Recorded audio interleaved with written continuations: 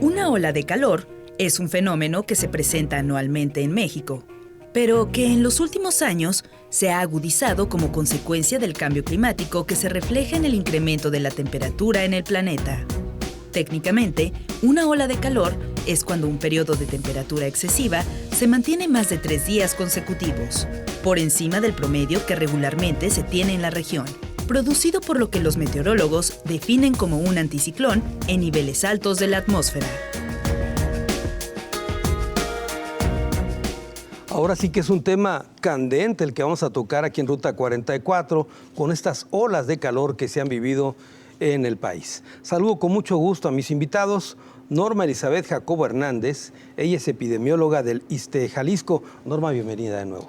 Muchas gracias, Carlos. Gracias por la invitación. Julio Zamora Salvador, él es maestro en ciencias y es meteorólogo del Instituto de Astronomía y Meteorología de la Universidad de Guadalajara. Julio, bienvenido. Gracias, Carlos, por la invitación. Bueno, me gustaría, Norma, que comenzáramos a intentar explicarle a la gente qué es esto de las olas de calor. ¿Qué son este fenómeno? ¿Cómo se forman? ¿Por qué se dan?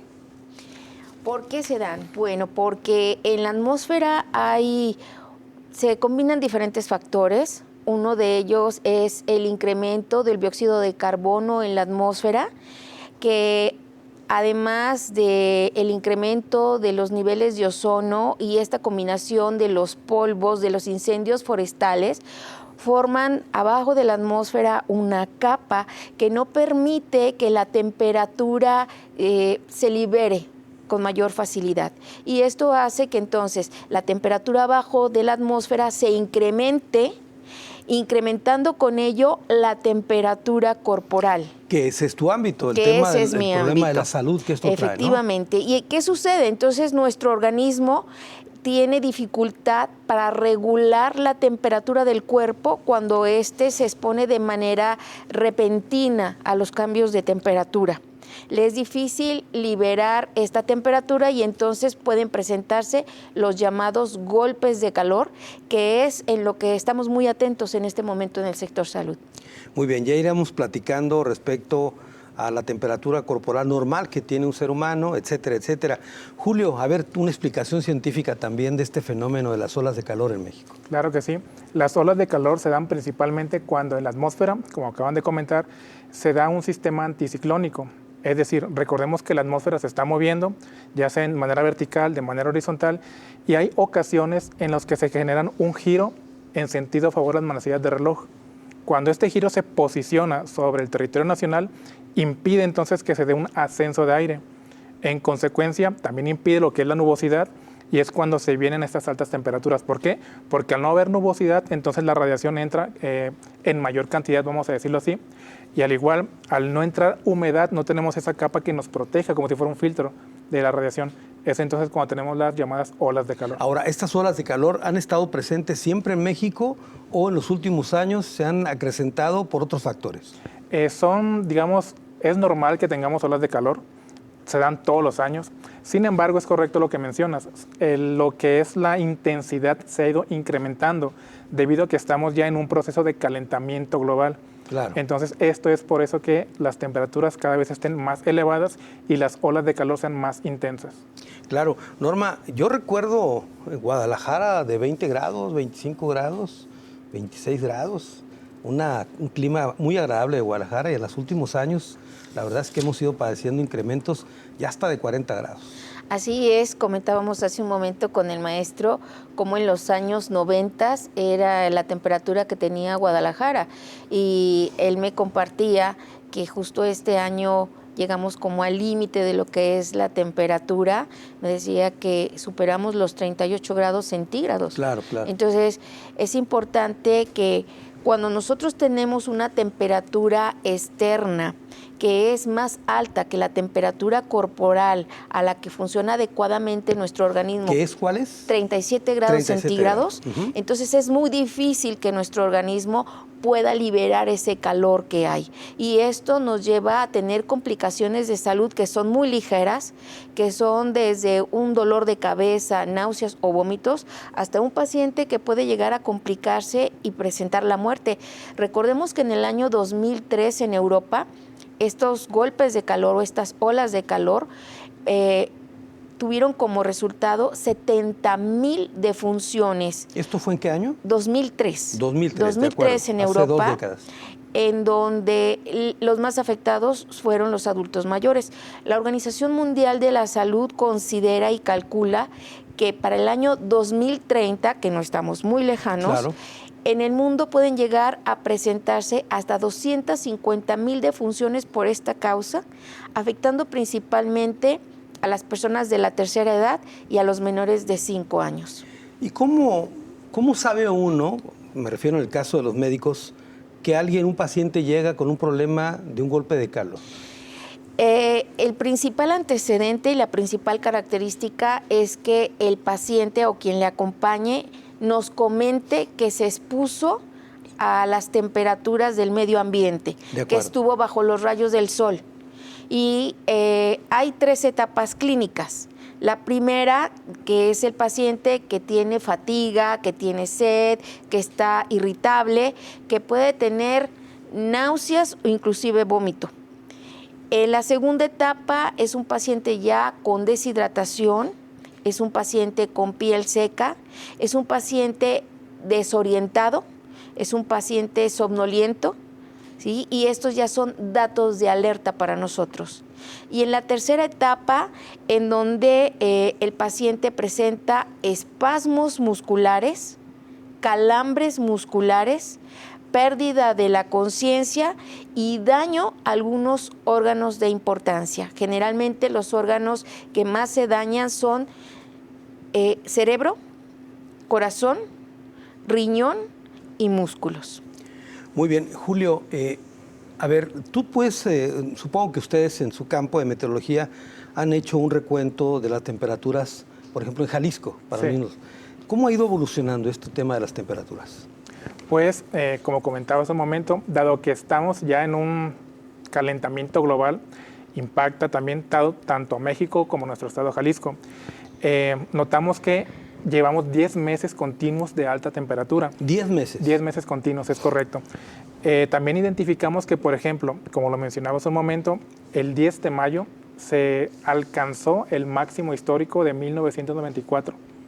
Entonces, sí, las temperaturas van a la alza y esa es la tendencia, al menos para este año. ¿Cuánto fue ese en 1994? A 38.6 grados. 38.6, ¿eso fue dónde? ¿En Guadalajara? Con la estación que tenemos en el IAM, ahí se registró ese valor. En 1994. Es correcto. De acuerdo. Y ahora se volvió a repetir la historia. Sí, el 10 de mayo pasado fue que llegó a 38.2 grados, sí. Ahora, dime una cosa, ¿por qué se habla a veces también de las llamadas islas de calor? ¿Qué son las islas de calor? Ok, estos sucesos se dan principalmente en las zonas metropolitanas debido a la carpeta asfáltica. Aunado a ello también están las construcciones que los materiales retienen calor. Entonces, al tener también la contaminación, ¿no? Aparte, claro. Al tener toda esta cobertura asfáltica, al no tener vegetación, es decir, no tener pasto, se concentra más lo que es el calor. Este calor finalmente se calienta lo que es la superficie y se manda el calor hacia la atmósfera, vamos a decirlo. Entonces las primeras capas de aire son las que se calientan y por eso es que nosotros percibimos esa temperatura tan alta. Esto que estás explicando, Julio, significa que en la zona metropolitana de Guadalajara ¿puede haber más calor en algunas zonas que en otras? Es correcto. De hecho, hemos comparado termómetros que están dentro del área metropolitana con los que están fuera del área metropolitana, ya hacia las zonas de periférico, y hemos notado hasta 3 grados de diferencia en temperatura. De acuerdo. ¿Y tienen ustedes alguna radiografía de colonias o sectores donde sea más caliente regularmente? Como tal no, porque tendremos que tener estaciones meteorológicas por toda la área metropolitana. Existen algunas de particulares. El problema es que ahí no sabemos si cumplen con las normativas que nos da la UNED. Pero no se han instalado ese tipo de termómetros para hacer esas mediciones. Es que sí se tienen, pero como que comentaba, tienen que tener unas normas, es decir, tienen que estar a 2 metros de altura, tienen que estar sobre cobertura vegetal, y si no cumplen con ello, entonces, por ejemplo, hay ocasiones donde tenemos un termómetro a 2 metros, otro a 10 centímetros del piso, y arriba te está marcando 26 y abajo 40. Entonces tiene que tener una normativa cuando se coloca una estación meteorológica para poder entonces decir con exactitud, aquí tenemos esta temperatura, aquí está pasando una ola de calor, o aquí también tenemos lo que es la isla de calor. De acuerdo. Norma, hace un momento que tú hablabas de las características de un paciente que enfrenta un problema por calor. a veces se confunde, ¿no? Alguien puede decir que trae un problema de un dolor de cabeza y, digamos, decir que es por otra cosa. ¿Se puede hacer eso? ¿Se puede confundir? Se puede confundir, sin embargo, como te comentaba, aquí el dato que nos permite identificar que se trata de un golpe de calor es porque el paciente estuvo expuesto a la temperatura ambiente. Recordemos que hay personas que realizan ejercicio o que trabajan fuera de una área de sombra o al exterior, y en su mayoría estas son las personas que pueden presentar un golpe de calor. El golpe de calor puede ser clásico, que es el que podemos estar en casa, incluso dentro de casa, y presentar parte de estos síntomas, o aquel que se presenta con el esfuerzo, que es justamente al trabajar o al realizar alguna actividad física. Fíjate que me dices tú, y me has reiterado el tema de que una persona haya estado expuesta al sol. Sin embargo, hay gente que tiene calor dentro de la casa. Sí, a la temperatura, expuesto a la temperatura. De acuerdo. Entonces, puede ser alguien que esté en su casa sin aire acondicionado, sin ventilador, y enfrentar ese problema. Así es. Ahora, me mencionaste las personas adultos mayores, pero también los niños, ¿no? Enfrentan el problema. Sí, también los niños pueden enfrentar el problema. ¿En qué edades? Los menores de 5 años, menores de 5 años, y los adultos de más de 65 años, que por cuestiones metabólicas del organismo les es más difícil liberar la temperatura del cuerpo. Entonces, de ahí la importancia de las medidas preventivas, el mantenerlos frescos, el mantenerlos con ropa fresca, holgada, de preferencia clara o de algodón, que les permita estar liberando el calor. Muy bien, ahorita te voy a preguntar, ¿cuál es la temperatura corporal donde una persona está en riesgo su vida? Sí. ¿Te parece? Vamos a la pausa, regresamos con más del tema.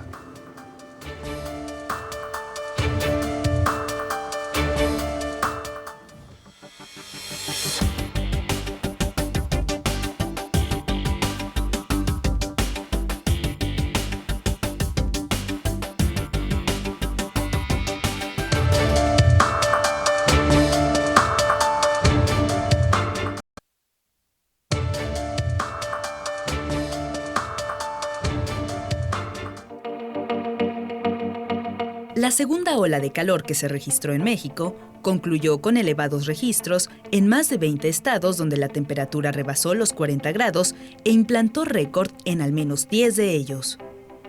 En la historia reciente de México, varias entidades rebasaron los 50 grados centígrados, como Baja California, Sonora, Chihuahua, San Luis Potosí y Guerrero. Este fenómeno es más evidente en las ciudades, derivado de pavimentos, concretos y sobre todo la contaminación, que contribuyen a formar las también llamadas islas de calor. Las olas de calor en México es el tema que abordamos en Ruta 44. De acuerdo con reportes oficiales, van 2 olas de calor y se anticipa por parte del gobierno federal que habrá otras 3 más. Entre mayo y julio están pronosticando 3 olas de calor más. Julio, quiero suponer que esto, así como son las islas de calor en la ciudad, las olas de calor impactan de una manera distinta en cada parte de México, en regiones. ¿Es correcto? Así? Sí, es correcto. De hecho, las olas de calor no son iguales en varias regiones. En algún momento puede que inicie desfasada, en otras regiones puede que sean más intensas. Por ejemplo, en lo que llevamos de este mes, las temperaturas en las primeras semanas superaron el umbral para decir que ocurrió una ola de calor. ¿Cuál es el umbral, perdón? Es de 35.3 grados. De acuerdo. En este momento, las personas no manifestaron tener altas temperaturas. ¿Por qué? Porque esa pequeña situación no se manifestó tan intensa a comparación con la que fue días después, cuando fue la del 10 de mayo, donde sí las temperaturas se fueron hasta 38 grados. De acuerdo. En el caso de abril también tuvimos una ola de calor que sí fue algo larga, prolongada, porque inició desde el 14 de abril y terminó hasta el 21 de mayo para nuestro territorio en Jalisco, con base a la estación meteorológica que tenemos en el IAM. Claro. Superó los grados, estuvo oscilando entre 33 a 37 grados. Entonces, es correcto, las olas de calor actúan de manera distinta en diferentes regiones del país e igual pueden durar distintos periodos y la intensidad también varía. Sí, según estuve leyendo, una ola de calor digamos, se considera técnicamente como tal cuando supera 3 días al menos Es correcto. de esto. Y tú me estás hablando que llevamos 10 meses de intenso calor en Ok, el país. es buen análisis. Aquí es donde tenemos que, vamos a redefinir lo que es la definición de ola de calor. Si la tomamos únicamente como el periodo donde las temperaturas se elevan más de lo normal, por un tiempo prolongado, prácticamente llevaremos 10 meses en ola de calor. Es ahí donde tenemos que analizar las temperaturas extremas que se han llevado a lo largo de un periodo de 30 años. O bueno, Claro. climatológicamente, donde tenemos 30 años, observamos para cada mes cuáles han sido las temperaturas más elevadas y con base en ello pues, sacamos este umbral para poder decir que estamos en una ola de calor. De acuerdo. Te preguntaba hace un momento si en algunas regiones de México es distinto. Estoy pensando en Mérida, por ejemplo, en Sí. Yucatán, que es muy caluroso. En Sonora, por ejemplo, en mi tierra también. Son distintos, ¿no? Justamente estaba pensando en Yucatán porque han reportado que los termómetros han superado los 40 grados de temperatura. Entonces es correcto, dependiendo de la zona geográfica en la que se encuentre, es qué tanto va a afectar esta ola de calor prácticamente a nosotros, a la población. Por ejemplo, te cito el caso de la Ciudad de México. En la Ciudad de México regularmente tienen temperaturas no tan elevadas. ¿Es correcto? Y, por ejemplo, los habitantes de la Ciudad de México estaban quejando porque tenían temperatura de 34 y 35 Sí. grados. Es correcto. Alguien de Sonora, acostumbrado a 40 y tantos grados, o de Mexicali, decía, no, pues es una fiesta. Es correcto. Pero se puede considerar una ola de calor en función del clima que se tiene regularmente en la región, ¿es correcto? Es correcto, muy bien. La ola de calor se define con base a las características climatológicas que tenga la región. Ahorita que tú citaste lo de la Ciudad de México, cuando ellos decían que habían roto un récord, nosotros estábamos alrededor de los 30 grados, que para nuestra región Jalisco, lo que fue el mes de abril, esa es la temperatura en la que está oscilando el valor, entre 32 a 33 grados. Entonces, mientras ellos estaban sufriendo de estas altas temperaturas, para nosotros era algo normal. Bueno, te la pongo más sencilla. Yo he dicho recientemente que dejo el frío de Vallarta y vengo al calor de Guadalajara. Es correcto. Cuando es al revés, se supone que vas a la playa al calorcito Es correcto. y el calor está acá en la ciudad. Norma, te iba a preguntar, ¿cuál es el rango de temperatura del cuerpo del ser humano donde se puede considerar que está en riesgo la vida? Cuando superamos los 40 grados centígrados. 40 grados. 40 grados. Y en estas olas de calor podemos recibir pacientes hasta con 41 grados centígrados. Son pacientes que pueden presentar desmayos, pérdida de la conciencia y son los pacientes que deben de recibir atención médica inmediata. ¿Qué tipo de atención es inmediata a alguien que llega así? Viene deshidratado, por supuesto. ¿Qué Sí, más? viene deshidratado y aquí lo importante es ayudarle a regular la temperatura. Son pacientes a los que de manera inmediata, y eso lo podemos hacer si eso ocurre con alguno de nuestros familiares en casa, quitarle la ropa, bañarlo o mojarlo con agua fría. Especialmente se colocan compresas de agua fría o incluso hielo en axilas y en ingles para ayudarles a recuperar lo más pronto posible la temperatura. Son pacientes que se hidratan y que están sujetos a vigilancia para mantener el control de la temperatura, porque pudieran existir algunas comorbilidades, por ejemplo, un paciente que es hipertenso, que tiene alguna enfermedad del corazón y que ante estas temperaturas la presión arterial puede incrementarse, pero no solamente sube la presión arterial aumentando la frecuencia cardíaca, sino puede subir la presión intracraneal, la presión intraocular. Entonces es un paciente que hay que vigilarlo. Ahorita que comentaban en qué regiones del país son las más afectadas, te comento que de acuerdo al sistema de vigilancia epidemiológica, los estados que han reportado un mayor incremento de pacientes atendidos en hospital por esta causa son justamente México, Ciudad de México, Tabasco y Oaxaca. Y en Jalisco tenemos reportados hasta la semana pasada 836 casos que tienen un ligero comportamiento con los 777 reportados a la misma fecha en el 2023. ¿Quieres decir eso que me estabas platicando de que la gente hay que bañarla, etcétera? Pues eso es un remedio que entonces que sí es correcto. Es correcto. ¿Sí? Es correcto. Para bajar la temperatura inmediatamente. Así es. Ahora, ¿puede provocar otro problema? Ponerle hielo a alguien, etcétera. No cuando se trata de un paciente con golpe de calor. Ah, de acuerdo. ¿Sí? Aquí sí podemos utilizar hielo, el agua fría y bueno, por ello mantener a las personas frescas, hidratadas. Ahora, cuando hablas de hidratarse, ¿cómo es la mejor fórmula para hidratarse? Muchas gracias por la pregunta, porque en este caso la hidratación no es igual que cuando tenemos una enfermedad diarreica. De acuerdo. En esta temporada de olas de calor, nuestra hidratación debe ser permanente durante todo el día, aunque no tengamos sed. Basta con que empecemos a sentir que nuestra saliva es un poco más espesa, que es algo que podemos percibir cuando tenemos calor. Entonces hay que estarnos hidratando de manera permanente. Puede ser con agua, con cualquier bebida hidrolizada, ¿sí? De estas de marca comercial.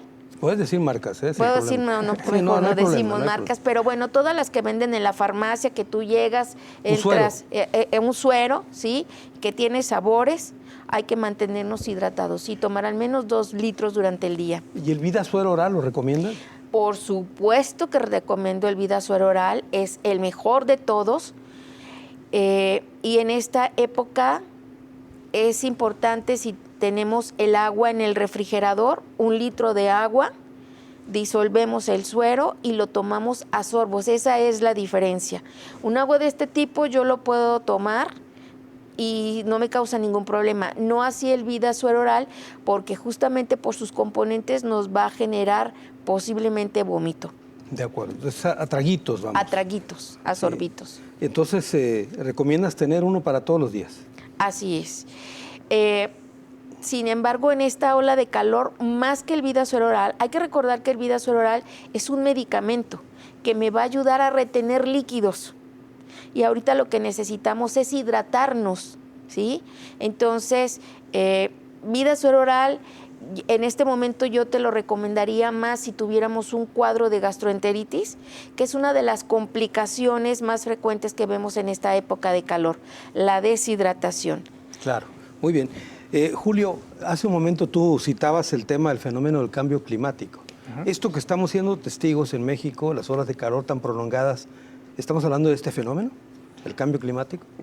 Como comentaba, lo que es el calentamiento global, bueno, si el cambio climático le abona más a que se intensifiquen o que la temperatura se eleve más de lo que normalmente no sería si no estuviera este fenómeno.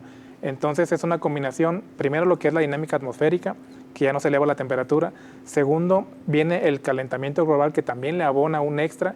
Y si le seguimos buscando, vienen los incendios forestales, la carpeta asfáltica. Entonces es un conjunto de situaciones lo que pone en riesgo con altas temperaturas. No, incluso las lluvias y los huracanes y todo eso también, ¿no? Sí, es correcto. Y ahora que ya lo mencionaste, estamos previendo que lo que es la cuestión de temperaturas se vaya a atrasar un poco todavía. Entonces hay que estar al pendiente y cuidarnos de estas altas temperaturas. A ver, ¿a qué te refieres con que se va a retrasar? A que, por ejemplo, generalmente comienzan los chubascos en el temporal de junio, pero los modelos en este momento nos están indicando que pudiera retrasarse hasta la primera quincena.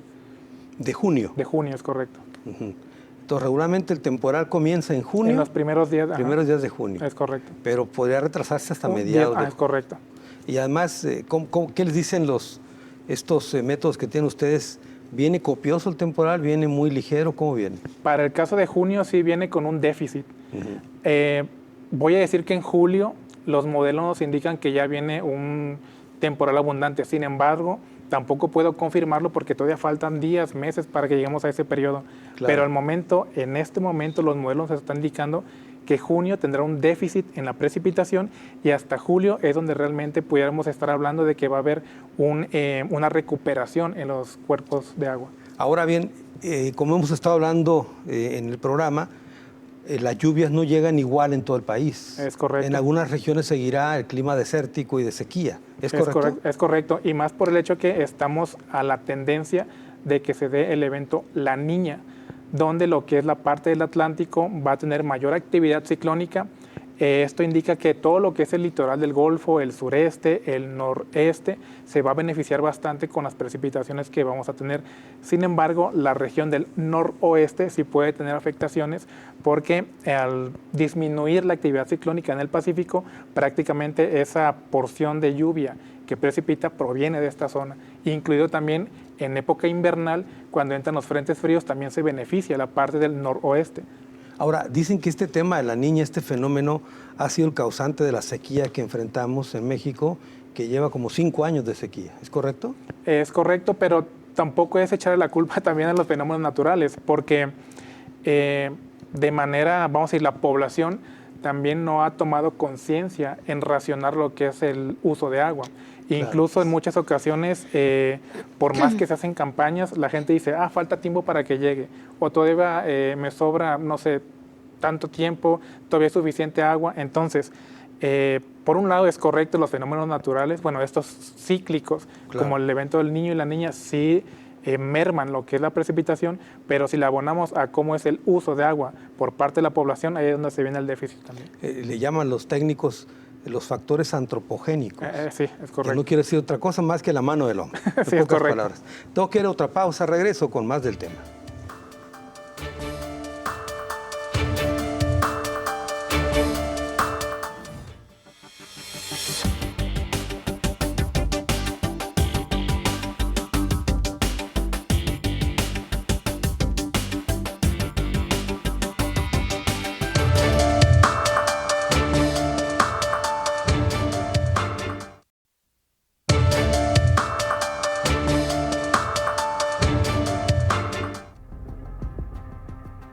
La temperatura corporal de un ser humano es de 37 grados. A partir de este umbral, cualquier incremento en el calor se considera peligroso. Pero cuando una persona alcanza los 41 grados, se considera en alto riesgo para su salud y puede resultar fatal. Las personas más vulnerables ante las olas de calor son los niños menores de 5 años y los adultos mayores que rebasan los 65 años. La fórmula más efectiva contra las olas de calor es la hidratación y el consumo de bebida suero oral. Las olas de calor en México es el tema que abordamos aquí en Ruta 44. Y te quiero preguntar, Norma, las enfermedades asociadas al golpe de calor. ¿Qué enfermedades son las que se producen a partir de este entorno? Bueno, las enfermedades gastrointestinales, que como lo comenta el maestro, entonces este año esperamos que se prolongue y se presenten más las enfermedades gastrointestinales. Las enfermedades transmisibles por vector, que para el resto de América sería paludismo, para México dengue. Estamos muy acostumbrados a asociar dengue con el temporal de lluvias. Sin embargo, las altas temperaturas hacen que el huevecillo de la zancuda eclosione de manera más rápida y haya una mayor cantidad de larvas y por lo tanto una mayor cantidad de zancudos. Es decir, antes decían que el frío mataba a los zancudos, no lo mata ni el frío ni el calor. El calor favorece el incremento de la población de zancudos, como también favorece el incremento en las densidades de las moscas en el medio ambiente. A ver, déjame regresarme al primer tema que hablabas de las enfermedades gastrointestinales. ¿Por qué se dan estas? Por la descomposición de alimentos principalmente, ¿sí? Por la reproducción bacteriana que existe en los alimentos y esto es lo que genera principalmente la gastroenteritis. Claro, el calor hace que se descompongan más rápido los alimentos. Así es. Por eso la recomendación de no comer en la vía pública, por ejemplo. Exactamente. ¿Sí? O asegurarnos de que los alimentos están bien cocidos o bien refrigerados, depende la preparación que así lo requiera. De acuerdo, ese es el primero. ¿Y no me decías otro más? Hablábamos de dengue. De acuerdo. Sí, que en este momento los huevecitos eclosionan más pronto, entonces hay más zancudos y hay casos de dengue. De hecho, aprovecho para comentarte que estamos iniciando con casos en la zona metropolitana, Zapopan y Tlaquepaque, y justamente por estas situaciones de calor. De acuerdo. ¿Qué otros factores hay? El incremento de las intoxicaciones por picadura de alacrán. Picadura de alacrán, también es cierto, el calor de los bichos. Así es, alacrán que sale para resguardarse a la sombra o de las temperaturas y en el ínter ocasiona accidentes. De acuerdo. Tenemos incremento de las enfermedades cerebrovasculares, de las enfermedades cardiovasculares y también de las enfermedades respiratorias, justamente por la contaminación del medio ambiente que genera ya todo lo que el maestro nos comentó y que también hay un incremento de infecciones respiratorias. Uno pensaría que las infecciones en las vías respiratorias ocurren solo en el frío, pero en el calor también. En el calor también, por esta condensación de contaminantes que hay en el medio ambiente. Entonces las personas con alguna enfermedad crónica en las vías respiratorias puede tener alguna complicación.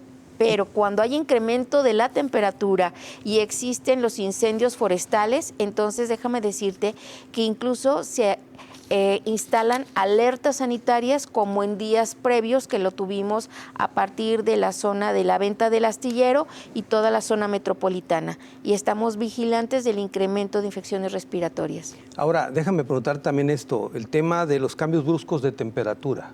Con estos tiempos de calor, la gente acostumbra, los que pueden, tener el aire acondicionado todo lo que da, sí, y luego sales al calor que está afuera. Así es. ¿Ahí también derivan esas enfermedades? Sí, también las infecciones respiratorias pueden originarse ahí.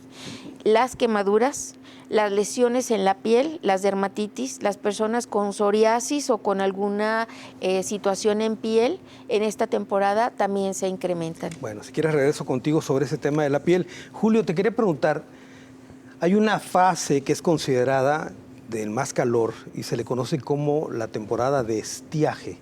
¿Por qué nos platicas y a la gente que nos está viendo qué es esto del estiaje? Ok, se le denomina estiaje al periodo en el cual la precipitación disminuye, pero claro, en algunas regiones puede que incluso no exista ni un... Las lluvias, ¿te refieres? Las lluvias, es correcto. Ese periodo fue lo que, vamos a decir, para nuestro territorio nacional agravó lo que es la sequía, porque también lo que es el estiaje es normal. Tampoco hay que echarle la culpa a los fenómenos que ocurren. Esto se da porque en México tenemos dos periodos, el de lluvias o no lluvias, que es el estiaje. Entonces, el año pasado tuvimos un déficit de precipitación de lluvia. En consecuencia, los niveles de los cuerpos de agua disminuyeron. Continúa el año con déficit de lluvia, inicia este periodo también con un déficit de lluvia. Eso quiere decir que sí, lo que es la cuestión de sequía se va todavía a acrecentar. Pero nuevamente, la sequía existe con o sin evento de niño, con o sin evento de niña. Es un proceso natural. Ahora, los estiajes, la temporada de estiaje no es igual en cada estado del país o en cada región al menos. No, es correcto. Va a depender, bueno, son muchos factores los que de alguna manera impactan en cuanto a si el estiaje es severo, es leve. En el caso de, si estoy recordando una imagen que puso el mismo Servicio Meteorológico Nacional, la parte del centro, la parte del noreste, fue la que más se vio afectada en cuanto a estiaje.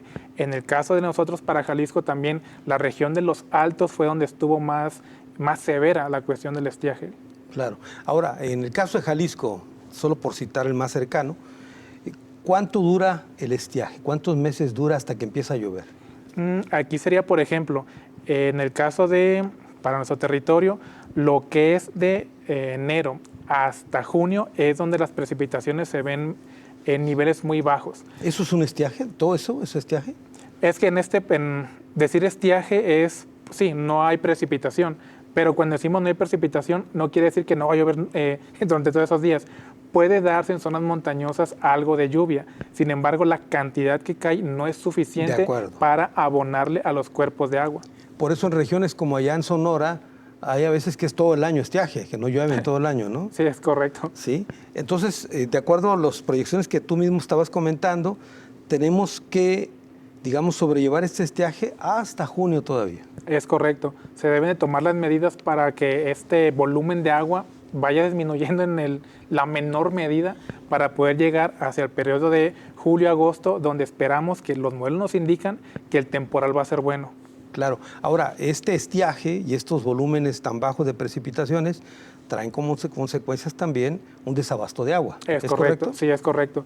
Hay situaciones donde, por ejemplo, en el caso de los agricultores se vieron prácticamente impactados porque si la cantidad de agua que se debe suministrar a los cultivos no es suficiente o no se da el producto o se da muy pequeño o incluso con estas temperaturas altas puede hasta quemar la planta. Entonces sí es una afectación severa. De acuerdo. Muy bien. Norma, hablabas del tema de la piel Sí. con las temperaturas elevadas. Sí, pero antes de ello me gustaría comentarte que en relación a las sequías, la Organización Mundial de la Salud considera que para el año 2030 habrá zonas en donde la desnutrición será importante, justamente por la falta de alimentos relacionados con la sequía. De acuerdo. Es un factor que no hemos considerado. Sí. Y en cuanto a la piel, cuando en estas altas temperaturas nosotros se incrementa la cantidad de sudor que nuestro cuerpo genera, intentando liberar la temperatura de nuestro organismo.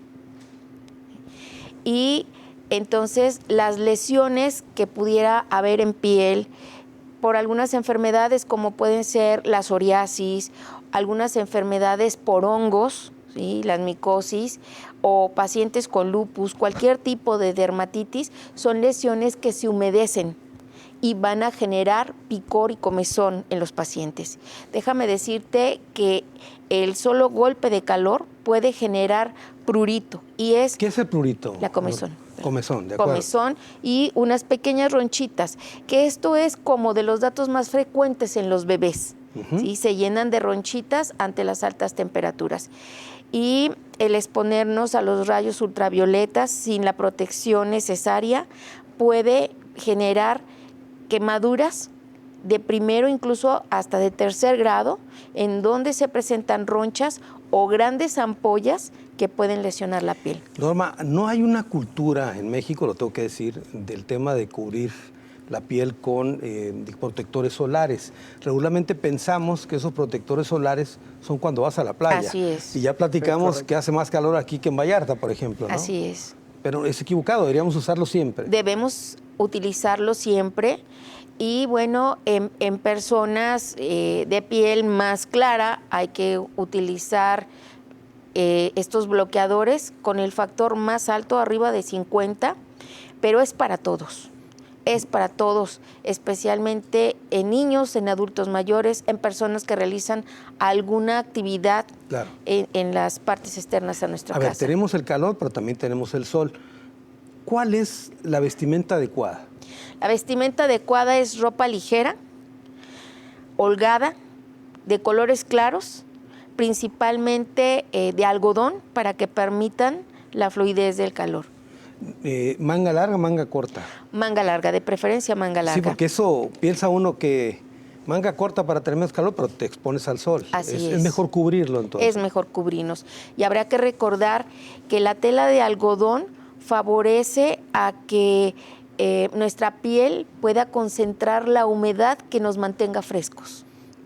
No así las telas sintéticas, que van a generar más calor. Sí, son más calientes, ¿no? Así es. Y eso me llama la atención que hables tú siempre de la ropa holgada. ¿Por qué? Porque permite una mejor ventilación de nuestra piel, De acuerdo, no ajustada. no ajustada. Bueno, a ver si las muchachas que están viendo el programa aceptan estas recomendaciones, ¿no? Fíjate que de hecho he visto que mucha gente sale ahorita de shorts y pues está súper bien, ¿no? Se mantiene todo el mundo fresco, a gusto y evitamos estas altas temperaturas. Pero hay que salir con short, pero con bloqueador solar. Con bloqueador solar. Si no, mejor ponerse ropa holgada y de algodón, como dices Así tú. es. Muy bien, tengo que hacer otra pausa, regreso con más del tema.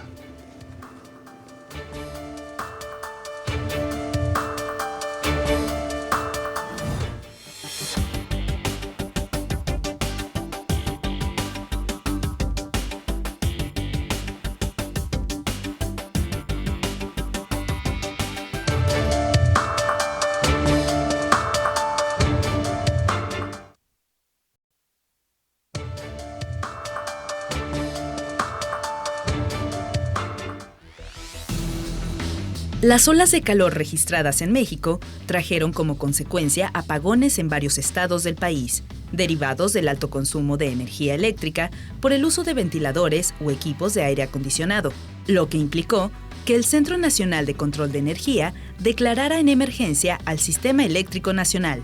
El gobierno federal pronostica además que se presentarán al menos otras 3 olas de calor entre los meses de mayo y julio, por lo que habrá que tomar precauciones para evitar daños severos a la salud. Las olas de calor en México, el tema que tocamos en Ruta 44. Estamos llegando a la parte final del programa. Nos quedan todavía muchas preguntas para nuestros invitados. Julio, aunque el programa lo hemos hecho sobre México, quiero suponer que olas de calor similares se viven en el mundo. Sí, es correcto. Como ya lo mencionaba la doctora Norma, en el caso de España es donde se han dado cuestiones de temperaturas muy elevadas y vienen estas afectaciones a la salud. Y también si las personas o la población, vamos a decir, a lo que están acostumbrados ellos en cuanto al rango de temperatura no menor a 30 grados, se viene un sistema anticiclónico, una onda de calor y pues se les ve una afectación severa porque las temperaturas sobrepasan ese umbral al cual ellos están acostumbrados. A que están acostumbrados. ¿Hay algunas regiones donde sea más notorio este tema de las olas de calor? Pues prácticamente lo que es la parte central de el sistema global, todo lo que es el trópico, es donde las olas de calor se ven con mayor intensificación. Y para abonar un poquito, antes de que se me pase lo que dijo la doctora Norma, hablaba hace un momento acerca de la radiación, recordarles que para este mes de mayo hay que protegernos principalmente entre las 11 de la mañana a 4 de la tarde, es donde tenemos la mayor incidencia de radiación. A ver, entonces quiere decir que la ola de calor tiene horario. No, la ola de calor no, la radiación solar. La radiación solar. sí. Con o sin ola de calor, de acuerdo. debemos de protegernos principalmente entre 11 de la mañana entre a 11, 4 de la tarde. Es donde tenemos mayor incidencia solar. Es decir, preferible no salir. Es lo preferible, pero si tienen que hacer alguna actividad, como ya lo recomiendo, protegernos con ropa ligera, clara y bloqueador solar. ¿Es recomendable sombreros, gorras o algo? Sí, para protegerse de también lo que es el reflejo de esta radiación. Finalmente, sí nos puede llegar a afectar incluso la vista, claro, en tiempos prolongados, pero luego estamos con que me encandiló en algún momento el hecho de que tengamos tanta radiación solar, tanta luz, vaya. De acuerdo. Hace un momento la doctora nos hablaba de las recomendaciones ante esta ola de calor. Desde el punto de vista meteorológico, ¿qué recomendaciones a la población en general? Pues serían de alguna manera las mismas, el hecho de protegernos con ropa holgada, clara, no exponernos directamente al sol por tiempo prolongado, como lo comenté hace un momento, principalmente entre 11 de la mañana y 4 de la tarde. Si tienen que hacer alguna actividad en ese horario, lo recomendable es protegerse con ropa clara, bloqueador solar, mantenerse bien hidratados y trabajar si se pudiera, por periodos no tan prolongados directo al sol. Hace un momento te preguntaba de las temperaturas que se registran en la zona metropolitana de Guadalajara. Sí. Yo recuerdo temperaturas que no llegaban a 30 grados todavía en la época de los 90. Sí. A partir del año 2000 empezaron a subir. Es una tendencia generalizada, sí, es correcto. Ya viene cada año debido, otra vez lo voy a citar, sí, a la cuestión del calentamiento global, sí le va abonando un poco un extra en cuanto a la temperatura.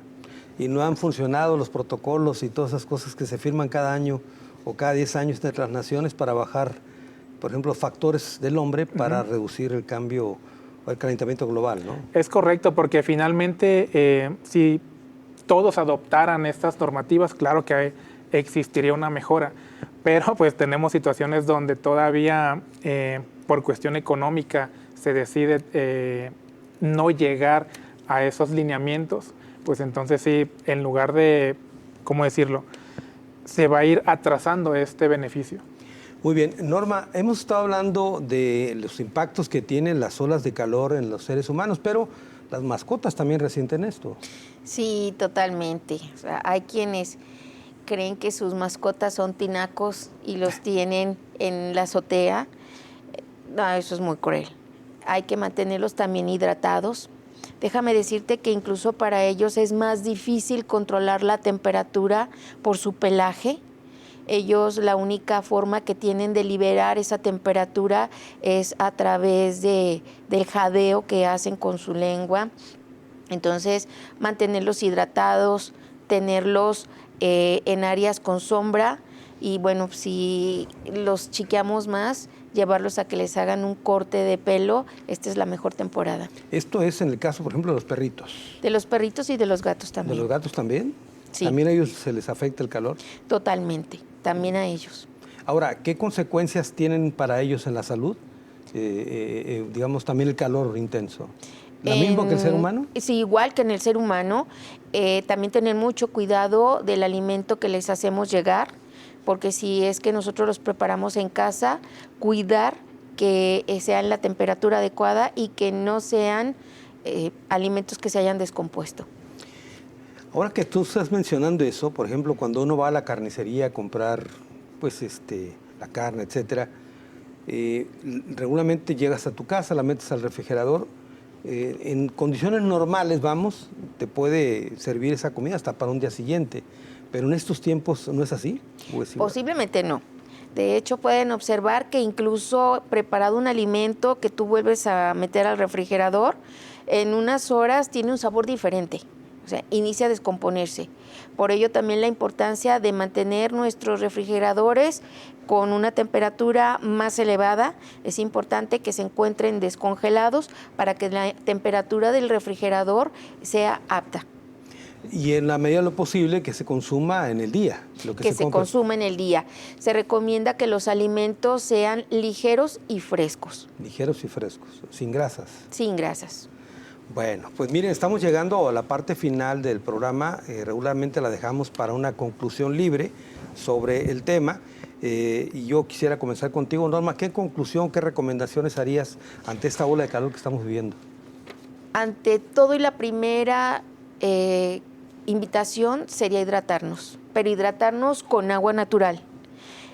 No agua fresca porque tiene azúcar y no nos ayuda a hidratarnos. Es más, de hecho, después de consumir un agua con azúcar te da más sed.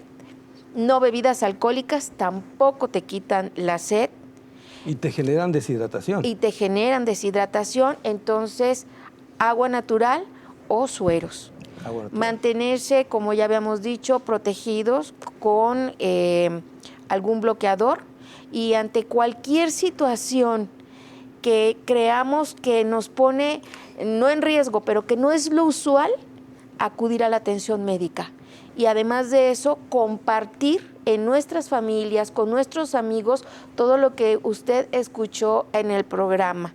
Hidratémonos, cuidemos nuestra piel y sobre todo acudimos a la atención médica de manera oportuna. Cuidar a los adultos mayores, utilizar prendas, incluso si tú vas a generar alguna actividad que vaya a incrementar tu temperatura, puedes utilizar una toalla mojada en el cuello para que te ayude a regular la temperatura. Se me faltó preguntarte, una persona en condiciones vulnerables de salud, que tiene alguna enfermedad, ¿cómo le llaman estas enfermedades? Crónicas, por ejemplo, ¿sería el equivalente, más allá de su edad, a un adulto mayor o un menor? Efectivamente, así es. Sí, y tendría un trato especial. Muy bien. Julio, una conclusión sobre el tema que abordamos sobre las olas de calor en México. Claro que sí. Recordarles que todo lo que hemos hablado finalmente es tomar las medidas, tomar precaución, y recordarles, en este periodo de mayo, junio, es donde las temperaturas están más cálidas. Por lo tanto, no hay que esperar a que llegue una ola de calor para protegernos. Es decir, con o sin ola de calor, recuerden, evitar el tiempo prolongado bajo el sol entre 11 de la mañana a 4 de la tarde, mantenerse bien hidratados y con ropa clara y holgada.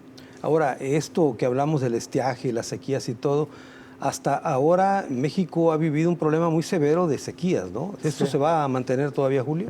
De hecho, no recuerdo exactamente si fue en el 2000, 2002, donde también hubo un temporal de sequía más grave que el que estamos viviendo en este momento.